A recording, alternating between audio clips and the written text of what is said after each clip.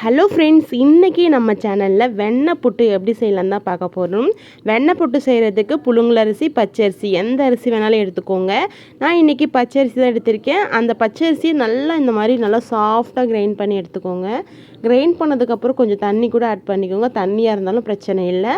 அதுக்கப்புறம் ஒரு பேனில் கொஞ்சம் தண்ணி ஆட் பண்ணிவிட்டு அதுக்கப்புறமா கடலைப்பருப்பு ஊற வச்சுருந்தேன் இல்லையா, அதையும் ஆட் பண்ணிவிட்டு ஏலக்காயும் ஆட் பண்ணியிருக்கேன். இது நல்லா தலை கொதிக்கும் பொழுது நம்ம எடுத்து வச்சுருக்க மாவு வந்து ஆட் பண்ண போகிறோம். இது புழுங்கல் அரிசியில் பண்ணாலும் சூப்பராகவே இருக்கும்.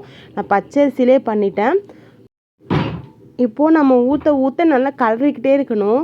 கொஞ்சம் கேப் விடாமல் நல்லா கலரிகிட்டே இருந்தீங்கன்னா கெட்டிகள் இல்லாமல் கீழேயும் அடி பிடிக்காமல் அடிக்கனமான பாத்திரமாக இருந்தால் இன்னும் பெட்டராக இருக்கும்.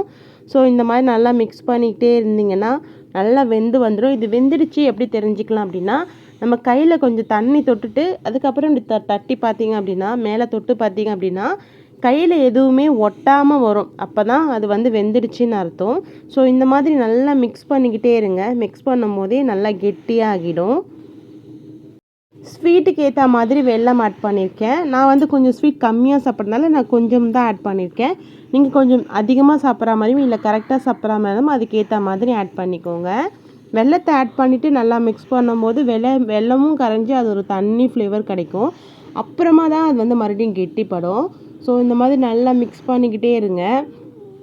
இப்போ பாருங்கள், இந்த அளவுக்கு நல்லா கலர் கூட சூப்பராக சேஞ்ச் ஆகிடுச்சு. இந்த அளவுக்கு வந்து நல்லா கெட்டியானதுக்கப்புறமா தேங்காய் துருவிட்டு ஆட் பண்ணியிருக்கேன். தேங்காய் ஆட் பண்ணும்போது டேஸ்ட்டு சூப்பராகவே இருக்கும். நம்ம பால் கொழுக்கட்டை பண்ணும்போது குட்டி குட்டி உருண்டையாக போட்டு பண்ணுவோம்ல, ஆனால் இதில் டைரெக்டாக மாவு ஆட் பண்ணி பண்ணுறோம். அதனால தான் இது பேர் வெண்ணெய் புட்டு.